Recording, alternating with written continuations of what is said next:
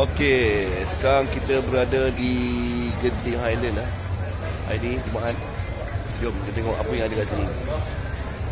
Cuaca agak lepas hujan lah, lepas hujan.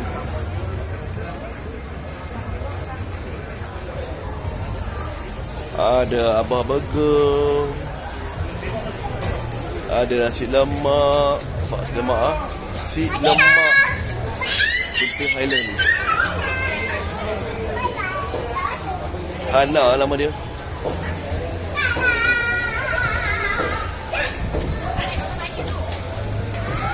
Pak, Sani Cakotiau ada sini. Sani Cakotiau.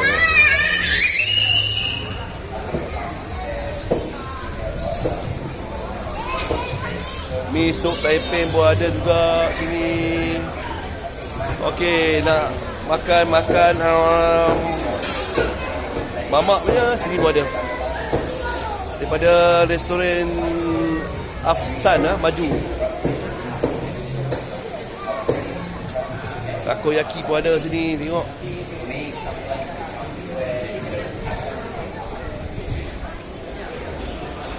Kebab pun ada ni. Kebab Dijon kebab.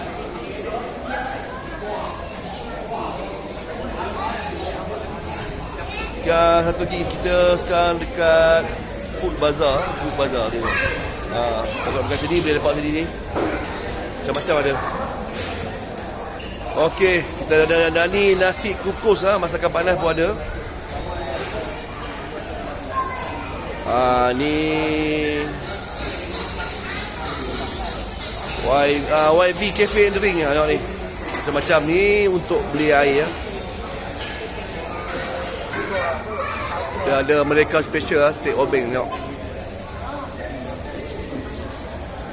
Tengok geng-geng kita yang order makan minuman.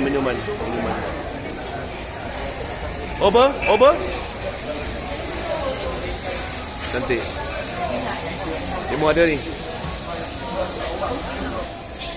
Okey. Sedap-sedap masak nampak nani nasi kukus kita ada sini. Nampak. Ada juga ida ayam penyet masakan Surabaya.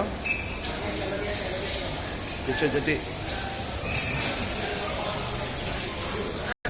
Okey, kita ada MD masak panas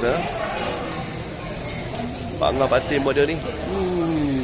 Western pun ada, Western Genting Highland.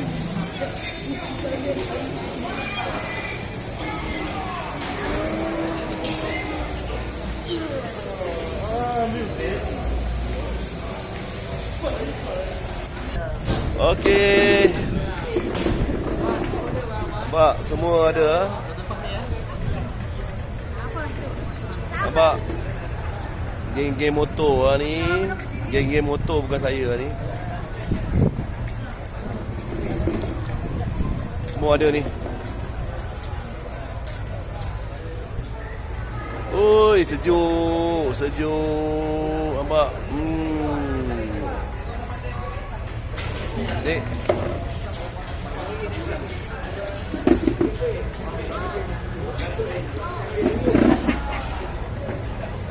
Okey.